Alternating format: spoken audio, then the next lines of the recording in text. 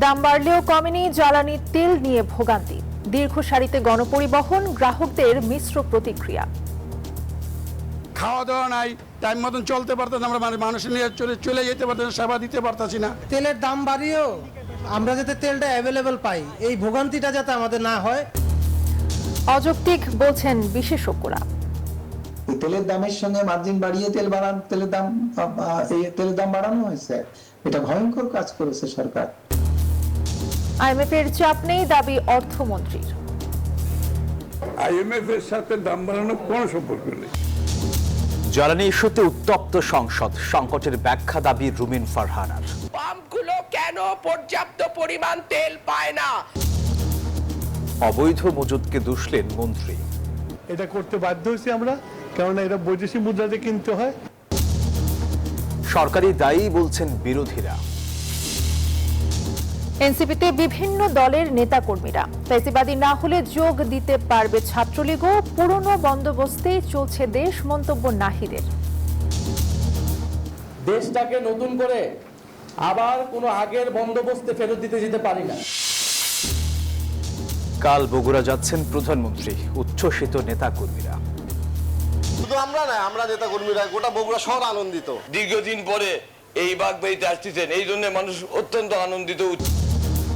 যশোরে 27 এপ্রিল ও সিলেটে 2 মে খাল খনন কর্মসূচির উদ্বোধন। মাননীয় প্রধানমন্ত্রী আমরা যে খাল খনন কর্মসূচিটা হাতে নিয়েছি সর্বোচ্চ প্রায়োরিটি দিয়ে, সেটা তিনি শেষের পথে যুক্তরাষ্ট্র ইরানের যুদ্ধবিরতি, হরমুজ নিয়ে কঠোর অবস্থানে বাড়ছে উত্তেজনা, ফের সংঘাত শুরুর শঙ্কা। এবং বাংলাদেশ নিউজিল্যান্ড দ্বিতীয় ওয়ানডে কাল, টাইগারদের সামনে সিরিজ বাঁচানোর লড়াই। মিরপুরে ম্যাচ শুরু সকাল 11টায়। দর্শক স্বাগত নিউজ 24 সংবাদে। পুরো সংবাদে আপনাদের সাথে আছি আমরা দুজন, আমি সোহাগ বক্স এবং আমি তাসনিম অর্থী। দেখছিলেন বিআরবি কেবলস সংবাদ শিরোনাম। এবারে পুরো খবর। ব্যক্তিগত গাড়ির পাশাপাশি জ্বালানির তীব্র সংকটের প্রভাব পড়েছে গণপরিবহনেও। দীর্ঘ অপেক্ষার সারিতে দেখা যাচ্ছে বাস সহ পণ্য পরিবহনকারী অনেক যানবাহন। এদিকে তেলের দাম বাড়ায় মিশ্র প্রতিক্রিয়া জানাচ্ছেন গ্রাহক। অনেকে বলছেন দাম বৃদ্ধি খরচ বাড়াবে, তারপরেও যেন তেল সরবরাহ স্বাভাবিক করা হয়। জ্বালানি সংকট কাটবে কবে, এমন প্রশ্ন আজ দেশের সবার। ফিলিং স্টেশনে দীর্ঘ সারি এখন চিরচেনা দৃশ্য। দিনে কিংবা রাতে ঘন্টার পর ঘন্টা অপেক্ষা, গ্রাহকের নিত্য ভোগান্তি। ব্যক্তিগত গাড়ি আর মোটরবাইকের সারি নিয়েই বেশি আলোচনা হয়েছে এতদিন। তবে জ্বালানি সংকটের চড়া উত্তাপ এবার দেখা যাচ্ছে গণপরিবহন আর পণ্যবাহী যানবাহনের ক্ষেত্রেও। নিয়মিত মিলছে না পর্যাপ্ত তেল, ব্যাহত গণসেবা। সরকার তো বলতে আসছে, আর আমরা পাচ্ছি না, আমরা কি করব? গাড়ি চাক্কা না ঘুরে তখন আমরা কিভাবে চলবো?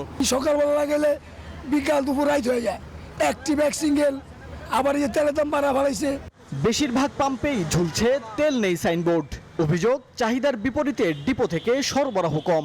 কালকে যেটুকু আসছে ওইটুকু রাতে শেষ হয়ে গেছে, কিছু বাস পাইছে কিছু পায় না আর কি। একদিন যদি তেল না পায় ওদের সমস্যা হয়ে যায়, আরেকদিন গাড়ি চালাতে পারে না, সারাদিনটাই ওদের মাটি। গ্রাহকের কপালে দুশ্চিন্তার ভাঁজ এখন আরো পুরু। অভিযোগ, দাম বাড়লেও কমছে না ভোগান্তি। দাম বাড়ায়ও আমার মনে হয় না যে সরকার আমাদেরকে সচরাচর আপনার আগে যেভাবে তেল নিছি ওইভাবে দিতে পারবে। 17 বছরে কিন্তু সে 20 টাকা বাড়ায় না পার লিটারে, কিন্তু এই সরকার আসার পরেই আপনার 2 থেকে 3 মাস হলো সরকার বসে 20 টাকা পার লিটারে বেরিয়ে দিয়েছে। প্রত্যেকটা পাম্পে পর্যাপ্ত পরিমাণে তেল থাকুক, যাতে সবাই ডিভাইডেড হয়ে আমরা এই তেলটা আমরা নিজেরা নিতে পারি। সংসদে বলছে যে তেল আছে, তেলের কোনো প্রতিটা পাম্পে তো বন্ধ, কোনো পাম্পে তেল নাই। জ্বালানি তেলের সংকট যেন মহামারী রূপ ধারণ করেছে। দেশ জুড়েই এমন চিত্র। তেলের এমন মরক মোকাবেলায় করণীয় কি, সেই প্রশ্ন ঘুরছে সবার মনে। মাহমুদুল হাসান ইমন, নিউজ 24, ঢাকা।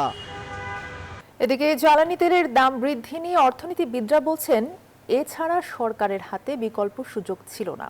তবে জ্বালানি বিশেষজ্ঞরা বলেছেন বিশ্ববাজারে যখন দাম কমছে তখন এভাবে উচ্চ হারে মূল্য বৃদ্ধি অযৌক্তিক।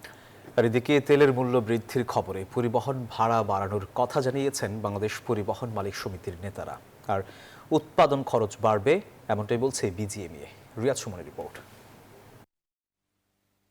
মধ্যপ্রাচ্যে যুদ্ধের জেরে বিশ্ববাজারে 2 মাস ধরে অস্থির জ্বালানির বাজার। এতে তেল আমদানির ব্যয় বাড়লেও দেশে দাম বাড়ায়নি সরকার।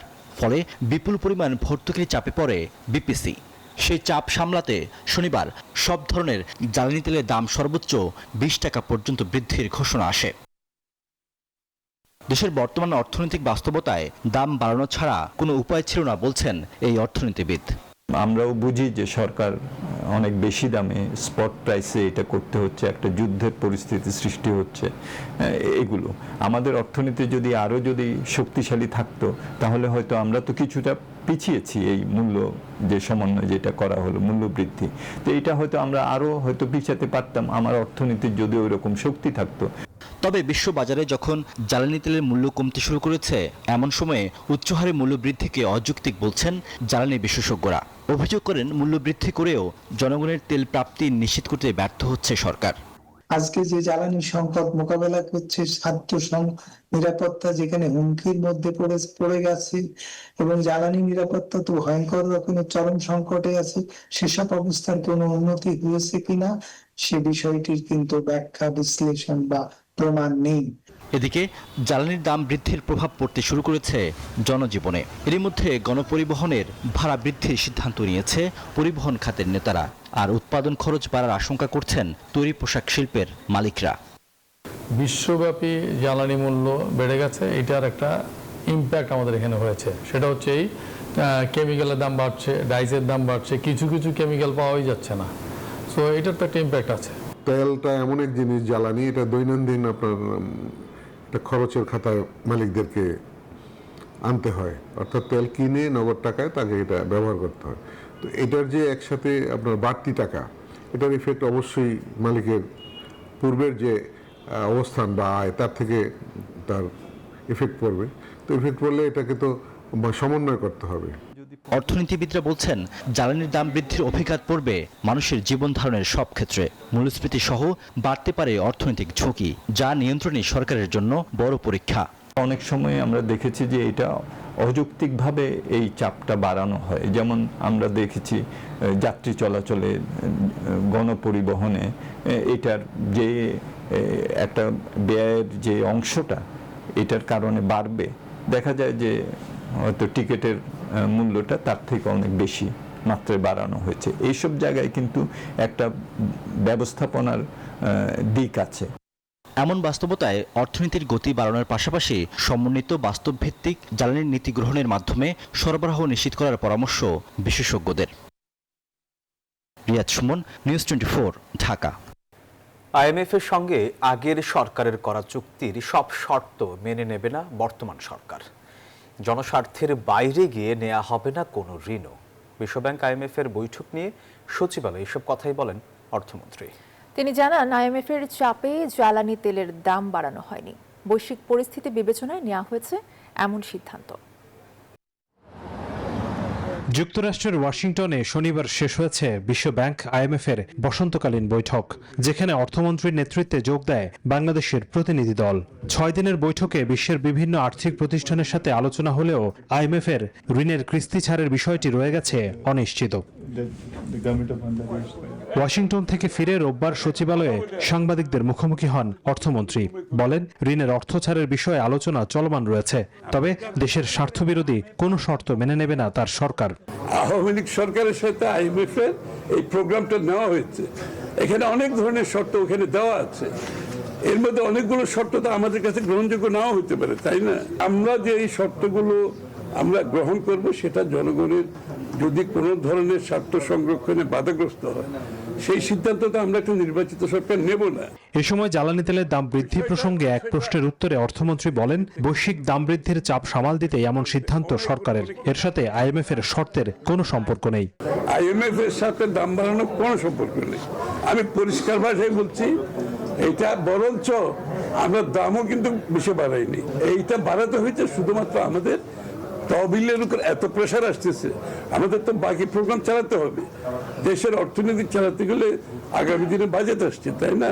সুতরাং এটা মাথায় রেখে আমাদেরকে এই সিদ্ধান্ত নেওয়া হয়েছে, তাও খুব কম বাড়ানো হয়েছে। অর্থমন্ত্রী বলেন, জ্বালানি তেলের মূল্য বৃদ্ধিতে মূল্যস্ফীতি বাড়তে পারে, নাও বাড়তে পারে। মূল্যস্ফীতি তো বাড়তেই পারে, আবার নাও বাড়তে পারে। হোসেন শাহাদাত, নিউজ 24, ঢাকা। দেশে সংকটের মধ্যেও তেলের দাম বৃদ্ধির তীব্র সমালোচনা করছে জামায়াত, এনসিপি সহ বিরোধী দলগুলো। সরকারের প্রশ্রয়ই বাজার অস্থিতিশীল, এমন অভিযোগ এনসিপির আহ্বায়ক নাহিদ ইসলামের। এদিকে তেলের সংকট নিয়ে সরকারকে দুষছেন জামায়াত নেতা হামিদুর রহমান আজাদও। আর ওদিকে তেল কেন নেই এই প্রশ্ন তুলে সংসদকেও জ্বালানি ইস্যুতে উত্তপ্ত করে তোলেন রুমিন ফারহানা। আর বিদ্যুৎ ও জ্বালানি মন্ত্রী জানান, বেশি কেনা এবং অবৈধ মজুদের কারণেই এই কৃত্রিম সংকট। বিশ্বের যুদ্ধ পরিস্থিতি বিবেচনায় এনে সমন্বয় করার কথা বলে জ্বালানি তেলের দাম বাড়িয়েছে সরকার। সরকারের এমন সিদ্ধান্তে তীব্র প্রতিক্রিয়া এসেছে বিরোধী দলগুলোর পক্ষ থেকে। তারা বলছেন, তেলের সংকট নিয়ে সরকার প্রথম থেকেই নাটক করছে, পুরোটাই সরকার নিয়ন্ত্রিত সিন্ডিকেটের কাজ। একটা কৃত্রিম সংকট তৈরি করে, মানুষের একটা ভোগান্তি তৈরি করে তারপরে দামটা বৃদ্ধি করা হলো। কারণ মানুষের কাছে এখন অপশন দুইটা, যে সে তেলের পাম্পে দাঁড়িয়ে থাকবে, লাইন ঘন্টার পর ঘন্টা, তেল পাবে না। এখন তার কাছে তেলের লাইনে দাঁড়ানোর থেকে দাম বেশি হলেও সে কিনতে আসবে, এরকম একটা মনস্তত্ত্ব পরিবেশ তৈরি করে তারপরে দামটা আসলে বৃদ্ধি করা হলো। পুরাটাই পরিকল্পিতভাবে করা হয়েছে, সিন্ডিকেটরা এটা করেছে এবং সরকারের প্রশ্রয়, সরকারের অংশগ্রহণ না থাকলে এটা আসলে সম্ভব হতো না। সরকার যে জ্বালানি তেলের মূল্য বৃদ্ধি করেছে, এটা আমি প্রথম বলবো একটা অপরিণামদর্শী এবং একটি গণবিরোধী সিদ্ধান্ত। তেল সংকট ও দাম বৃদ্ধি নিয়ে সংসদেও বিরোধী ও স্বতন্ত্র সংসদ সদস্যরা কড়া সমালোচনা করেন জ্বালানি মন্ত্রীর। রুমিন ফারহানার প্রশ্নে উত্তপ্ত হয়ে ওঠে সংসদ। তিনি প্রশ্ন রাখেন, মন্ত্রী প্রতিমন্ত্রীরা তেলের সংকট নেই দাবি করলেও তেল কোথায়? আমরা দেখলাম মাঝরাত পর্যন্ত ড্রাইভাররা দাঁড়িয়ে আছে, তারা তেল পাচ্ছে না, কিন্তু সরকারের সেই ব্যাপারে কোনো হেলদোল নাই। জাতীয় সংসদে লিখিত বক্তব্যে জ্বালানি সংকট কাটাতে সরকারের উদ্যোগগুলো অবহিত করেন বিদ্যুৎ ও জ্বালানি মন্ত্রী। তবে সংকটের জন্য প্যানিক বাইং ও অবৈধ মজুদকে দায়ী করেছেন তিনি। যে স্টক তৈরি করেছে, এর আগে সচিবালয়ে তিনি বলেন, তেলের দাম বাড়ানো ছাড়া সরকারের কোনো উপায় ছিল না। এই যে যুদ্ধ লাগার পর থেকে আমরা যে ইম্পোর্ট করে যে আমরা যে স্টক তৈরি করেছি, তার যে দাম পড়েছে সেই দামের থেকে নিচে আমরা এখন প্রাইস অ্যাডজাস্টমেন্ট করছি। এটা করতে বাধ্য হয়েছি আমরা, কেননা এটা বৈদেশিক মুদ্রাতে কিনতে হয় এবং সেটা যাতে কিছু বেরিয়ে আমরা স্বর্ণীয় লেভেলে থাকতে পারি সেই ব্যবস্থা করেছে। শনিবার রাতে ডিজেল, পেট্রোল, অকটেন ও কেরোসিনের দাম লিটারে 15 থেকে 20 টাকা বাড়ানোর ঘোষণা দেয় সরকার। তাওহিদুল ইসলাম, নিউজ 24, ঢাকা। জ্বালানি খাতে আমদানি নির্ভরতা কমাতে দেশের আরও খনিজ অনুসন্ধানে, নতুন কূপ খনন এবং উত্তোলনের জন্য কয়লা খনির উন্নয়নে সরকার পরিকল্পনা নিয়েছে বলে জানিয়েছে বিদ্যুৎ, জ্বালানি ও খনিজ সম্পদ মন্ত্রী ইকবাল হাসান মাহমুদ টুকু। রোববার দুপুরে সংসদ অধিবেশন শুরু হলে এক লিখিত বক্তব্যে এই কথা জানান মন্ত্রী। পানি সম্পদ মন্ত্রী শহীদুদ্দিন চৌধুরী জানান, তিস্তা মহাপরিকল্পনা বাস্তবায়নে কাজ শুরু করেছে সরকার। 10,000 টাকা পর্যন্ত কৃষি ঋণ মওকুফ করে এখন পর্যন্ত সরকার 1,550 কোটি টাকা ব্যয় করেছে বলেও জানান কৃষিমন্ত্রী। এতে অন্তত 12 লাখ কৃষক উপকৃত হয়েছে বলেও জানান তিনি।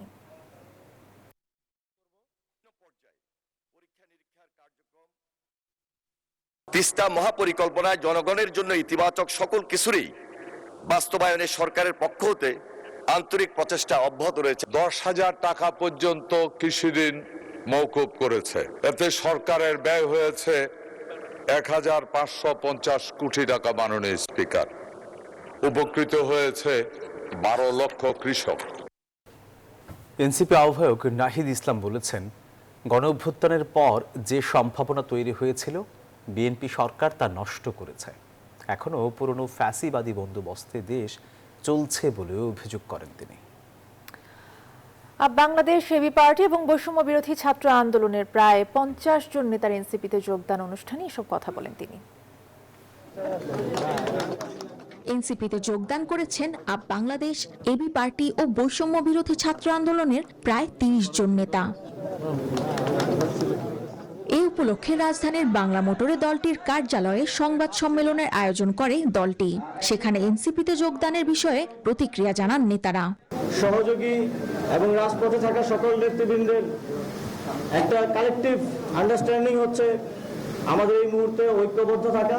জুলাই গণঅভ্যুত্থানের যে চেতনা, যে স্পিরিট, যে আকাঙ্ক্ষা, সেটি বাস্তবায়নে সংস্কার বাস্তবায়নে কাজ করতে চায়। যে গণঅভ্যুত্থানের আকাঙ্ক্ষা, সেই আকাঙ্ক্ষাকে বাস্তবায়ন করার জন্য একসাথে কাজ করাটা অতীব জরুরি হয়ে দাঁড়িয়েছে। অনুষ্ঠানে নাহিদ ইসলাম বলেন, এখনো আগের বন্দোবস্তে দেশ চলছে, তাই তরুণদের শক্তিশালী করা ছাড়া বিকল্প নেই। বিএনপি সরকারের নানা সিদ্ধান্তের সমালোচনা করেন তিনি। জনগণের জনরায়কে অস্বীকার করা হয়েছে এবং যেভাবে চাঁদাবাজি, দুর্নীতি, সন্ত্রাস সারা দেশে ছেয়ে যাচ্ছে, এখানে আমাদেরকে একটি বিকল্প শক্তি গড়ে তুলতে হবে।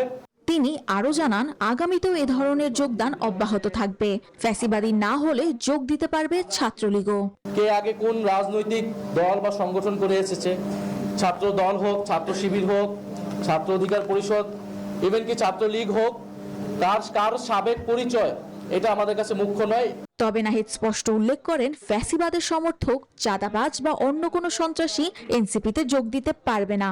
তরুণদের শক্তিকে শক্তিশালী করার কোনো বিকল্প এখন নাই বাংলাদেশে। Desk report, news 24। প্রধানমন্ত্রী হবার পর প্রথমবারের মতো কাল বগুড়ায় যাচ্ছেন তারেক রহমান। আর তার আগমন উপলক্ষে সব প্রস্তুতি সম্পন্ন হয়েছে। ঘরের ছেলেকে বরণ করতে অপেক্ষায় বগুড়াবাসী। একদিনের সফরে একগুচ্ছ উন্নয়ন কর্মকাণ্ডের উদ্বোধন করবেন তিনি। 2 দশক পর যাবেন পৈতৃক ভিটায়। বিস্তারিত ডেস্ক রিপোর্টে। 2 মাসের প্রতীক্ষা শেষে আনন্দঘন মুহূর্তের দ্বার প্রান্তে বগুড়াবাসী। এবার দেশের প্রধানমন্ত্রী হয়ে নিজ জেলায় ফিরছেন তারেক রহমান, আর সেই উচ্ছ্বাসে ভাসছেন বগুড়াবাসী। সরকার প্রধান হয়ে প্রায় 20 বছর পর পৈতৃক ভিটায় যাচ্ছেন তিনি। বগুড়ার আলতাফুন্নেসা খেলার মাঠে জেলা বিএনপি আয়োজিত জনসভায় ভাষণ দেবেন তিনি। মঞ্চ প্রস্তুত, সমাবেশ স্থলে টানানো হয়েছে 1.5 শতাধিক মাইক। নিরাপত্তা ব্যবস্থা জোরদার করা হয়েছে জনসভার আশপাশে। সভাস্থল পরিদর্শন করেছেন স্থানীয় সংসদ সদস্য, মন্ত্রী, প্রতিমন্ত্রী সহ প্রধানমন্ত্রী কার্যালয়ের ঊর্ধ্বতন কর্মকর্তারা। বগুড়াবাসী সেই বাদভাগা উচ্ছ্বাস নিয়ে অপেক্ষা করছে, কখন কোন মুহূর্তে আমাদের প্রধানমন্ত্রী, আমাদের বগুড়ার সন্তান, আমাদের আত্মার আত্মীয়, পরমাত্মীয় তারেক রহমান বগুড়াতে আসবেন। 2টি বিষয়ে আমরা খেয়াল রাখছি, যে নিরাপত্তা বা পাশাপাশি আমাদের যারা সাধারণ জনগণ আছে তাদের স্বাভাবিক কার্যক্রমের জন্য কোনো সমস্যা না হয়। সরকার প্রধান হওয়ার পর পিতা শহীদ রাষ্ট্রপতি জিয়াউর রহমানের জন্মভূমি মমতাময়ী মা আর ছোট ভাইয়ের স্মৃতি বিজড়িত জেলায় আসছেন তারেক রহমান। তাই আনন্দে উচ্ছ্বাসিত বগুড়াবাসী। আবার প্রধানমন্ত্রী হিসাবে উনি নিজ জন্মভূমিতে বগুড়াতে আসতেছে, এজন্য অত্যন্ত খুশি। আমরা খুশি, এত খুশি যে তারেক রহমান আমরা যা চেয়েছি তার চেয়েও অনেক বেশি কিছু আমাদেরকে উপহার দিচ্ছে। বগুড়ায় প্রধানমন্ত্রীর জনসভা জনসমুদ্রে পরিণত হবে, এমনটাই প্রত্যাশা স্থানীয় বিএনপির। এই যে ব্যাপক একটা কর্মকাণ্ড, কর্মযজ্ঞ তিনি কালকে সারাদিন ব্যাপী যে প্রোগ্রাম রেখেছেন, তো এ থেকে তো আপনি বুঝতে পারছেন বগুড়া আর যে বন্ধ একটা দরজা ছিল, সেই দরজাটা খুলে গেছে। এখানে বগুড়ার শুধু ছাত্র দলই নয় বা বিএনপি পরিবারের লোকজনই নয়, বগুড়ার সকল জনগণ তাকে বরণ করে নেওয়ার জন্য অধীর আগ্রহ রয়েছে। সবশেষ 29 জানুয়ারি নির্বাচনী জনসভায় অংশ নিতে বগুড়ায় যান তারেক রহমান। এবারের সফরে 150 বছরের প্রাচীন পৌরসভা সিটি কর্পোরেশনের রূপান্তর, জেলা ও দায়রা জজ আদালতের নবনির্মিত আইনজীবী সমিতির ভবন উদ্বোধন, ই-বেল্ট বন্ড কার্যক্রমের উদ্বোধন, ফ্যামিলি কার্ড বিতরণ সহ বিভিন্ন কর্মসূচিতে অংশ নেবেন প্রধানমন্ত্রী Tarique Rahman. Desk report, news 24। Tarique Rahman প্রধানমন্ত্রী হওয়ার পর প্রথমবারের মতো বগুড়ায় যাচ্ছেন এবং আমরা রিপোর্টে দেখছিলাম যে সেখানকার যে নেতাকর্মীরা রয়েছেন তাদের মধ্যে উচ্ছ্বাস, উদ্দীপনা অনেকটাই সাজ রব। একেবারেই তাই। এবং প্রধানমন্ত্রীকে বরণ করে নিতে বগুড়াবাসী কতটুকু প্রস্তুত সেই বিষয়ে আরো খবর জানাতে কিন্তু আমাদের প্রতিনিধি রয়েছেন সাইফুল ইসলাম। তিনি সেখান থেকে আমাদেরকে জানাবেন বিস্তারিত। সাইফুল, জানাবেন যে প্রধানমন্ত্রীর সফর নিয়ে আপনার কাছে কি খবর রয়েছে এবং বগুড়াবাসী আসলে কতটুকু প্রস্তুত প্রধানমন্ত্রীকে বরণ করে নিতে?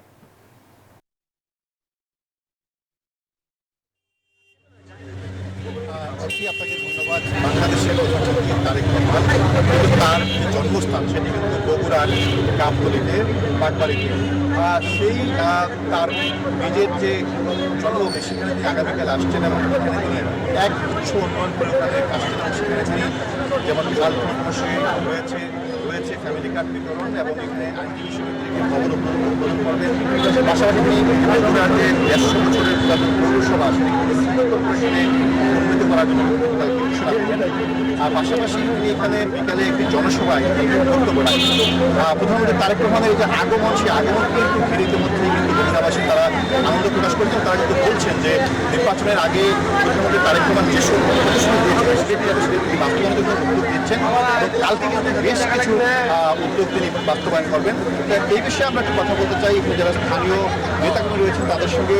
প্রধানমন্ত্রী তারেক রহমান আগামীকাল আপনাদের এলাকায় আসছেন, আর তারেক রহমান এই এলাকার এই সন্তান, একটু এই তারেক রহমানের এই আগমনটাকে আপনারা কিভাবে সাধুবাদ জানাবেন? ধন্যবাদ আপনাকে। আমাদের বগুড়ার সন্তান মাননীয় প্রধানমন্ত্রী জনাব তারেক রহমান বগুড়াতে আসছেন। আদালত ভবন এবং সিটি কর্পোরেশন ঘোষণা করবে, অনেক প্রেস ক্লাবের উদ্বোধন করবে সহ অনেক প্রকল্প নিয়ে এসে বগুড়া মাটিতে পা দিচ্ছেন। এই নিয়ে আমরা অনেক আনন্দিত এবং সত্যি আমরা আশা করি যে আগামীতে আরও অনেক প্রকল্প নিয়ে বগুড়াবাসীকে উপহার দেবেন এবং অনেক উন্নয়নমূলক কাজ করবেন। যেমনটি শুনছিলেন, আসলে বগুড়াবাসী বলছেন যে প্রধানমন্ত্রী তারেক রহমান তিনি এলাকার উন্নয়নে যেসব পদক্ষেপ নিয়েছেন সেজন্য তারা খুশি এবং আগামী দিন প্রধানমন্ত্রী তারেক রহমান তিনি এই বগুড়ার উন্নয়নে আরও পদক্ষেপ রাখবেন সেটি তারা কিন্তু প্রত্যাশা করছেন। পাশাপাশি বগুড়াবাসী বলছেন যে দীর্ঘ 17 বছর এই বগুড়া ছিল উন্নয়ন অবহেলিত, বিশেষ করে শহীদ রাষ্ট্রপতি জিয়াউর রহমানের এই জন্ম জেলা, সেই কারণে কিন্তু আসলে বিগত 17 বছর তেমন উন্নয়ন হয়নি। সেই কারণে কিন্তু এখন প্রধানমন্ত্রী তারেক রহমান এই বগুড়াকে এগিয়ে নেওয়ার জন্য নানা পদক্ষেপ গ্রহণ করবেন এবং এই শহরকে আধুনিক করার জন্য তিনি কার্যক্রম গ্রহণ করবেন সেটি কিন্তু প্রত্যাশা করছেন বগুড়াবাসী। এই ছিল আমার কাছে বগুড়া আলতাফুল ইসলাম মাঠ থেকে সর্বশেষ। ধন্যবাদ আপনাকে সাইফুল ইসলাম, আমাদেরকে জানাচ্ছিলেন বগুড়া থেকে। 27 এপ্রিল যশোরে এবং 2রা মে সিলেটে খাল খনন কর্মসূচির উদ্বোধন করবেন প্রধানমন্ত্রী তারেক রহমান, এমনটা জানিয়েছেন পানি সম্পদ মন্ত্রী শহীদউদ্দিন চৌধুরিয়ানী। রবিবার সচিবালয়ে প্রধানমন্ত্রীর সঙ্গে পানি সম্পদ ব্যবস্থাপনা নিয়ে বৈঠক শেষে একথা জানান তিনি। প্রধানমন্ত্রী আমরা যে খাল খনন কর্মসূচিটা হাতে নিয়েছি সর্বোচ্চ প্রায়োরিটি দিয়ে সেটা তিনি উদ্বোধন করেছেন। 27 তারিখ যশোরে খাল খনন কর্মসূচি তিনি উদ্বোধন করবেন এবং 2 মে সিলেটে খাল খনন কর্মসূচি উদ্বোধন করবেন। এছাড়াও আমাদের সারা দেশব্যাপী এই কর্মসূচি অব্যাহত রয়েছে। সার্বিকভাবে স্বস্তি থাকলেও আশকোনা ক্যাম্পের ব্যবস্থাপনায় নানান ক্ষোভ জানাচ্ছেন হজযাত্রীরা। তারা বলছেন খাবারের মান খারাপ, দামও আকাশচুম্বী।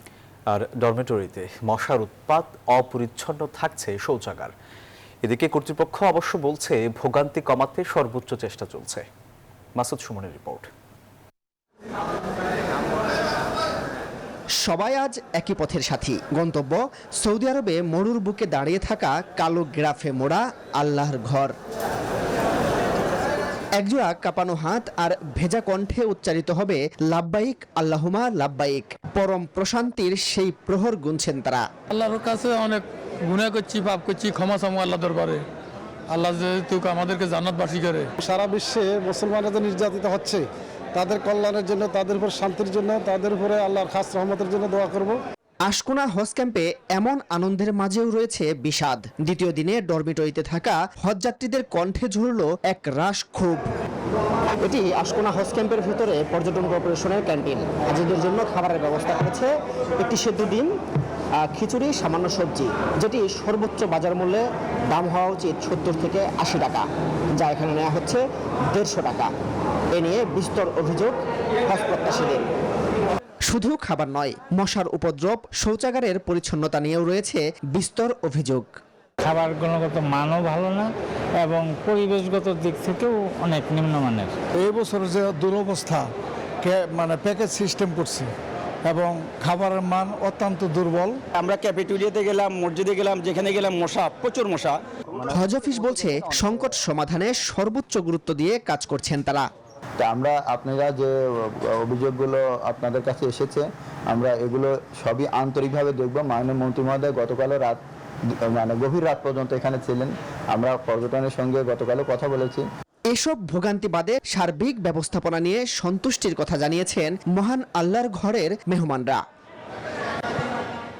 মাসুদ সুমন, নিউজ 24, ঢাকা। এবার আন্তর্জাতিক প্রসঙ্গ।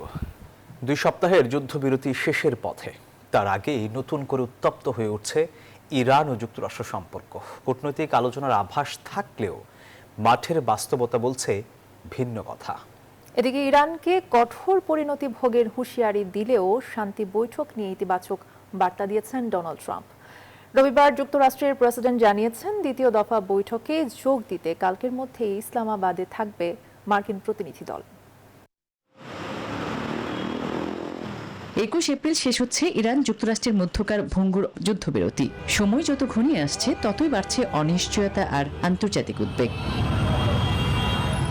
যুদ্ধবিরতির মাঝেই শক্তি প্রদর্শনে এগিয়ে আছে ওয়াশিংটন। মধ্যপ্রাচ্যে মোতায়েন করা হয়েছে মার্কিন নৌবাহিনীর সবচেয়ে বড় রণতরী USS জেরাল্ড ফোর্ড। পাল্টা প্রতিক্রিয়ায় ইরানের সামরিক প্রস্তুতিও প্রায় শেষ পর্যায়ে। মার্কিন যুদ্ধজাহাজ ও নৌ অবরোধের মাঝেই হরমুজ প্রণালী ঘিরে উত্তেজনা চরমে। এই নৌ রুট পুনরায় বন্ধ ঘোষণা করেছে তেহরান, এমনকি জাহাজ চলাচলেও আরোপ করেছে কড়াকড়ি। এমন পরিস্থিতিতে ইসলামাবাদে সম্ভাব্য শান্তি আলোচনা অনিশ্চিত হয়ে পড়েছে। ইরানের দাবি, আলোচনায় আগ্রহ দেখালেও নির্দিষ্ট কোনো তারিখ দেয়নি তেহরান। এমন আবহে এক পোস্টে ডোনাল্ড ট্রাম্প জানিয়েছেন, যুদ্ধবিরতি শেষ হওয়ার আগে ইরানের সঙ্গে সমঝোতায় পৌঁছাবে যুক্তরাষ্ট্র।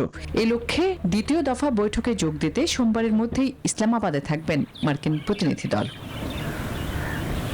এর আগেই চলতি মাসে দুই দেশের প্রথম দফার উচ্চ পর্যায়ের বৈঠক কোনো সমঝোতা ছাড়াই শেষ হয়। আসমাতুলি, নিউজ 24। নিউজিল্যান্ডের বিপক্ষে এবার বাংলাদেশের ওয়ানডে সিরিজ বাঁচানোর লড়াই। সোমবার মিরপুরে দ্বিতীয় ম্যাচে মুখোমুখি হচ্ছে দুই দল। ঘরের মাঠে মান বাঁচাতে কঠোর অনুশীলন করেছে টাইগাররা। এই ম্যাচে ফিরতে পারেন কাটার মাস্টার মুস্তাফিজুর রহমান। আর এই ছিল সংবাদে। এতক্ষণ সাথে থাকায় ধন্যবাদ সবাইকে।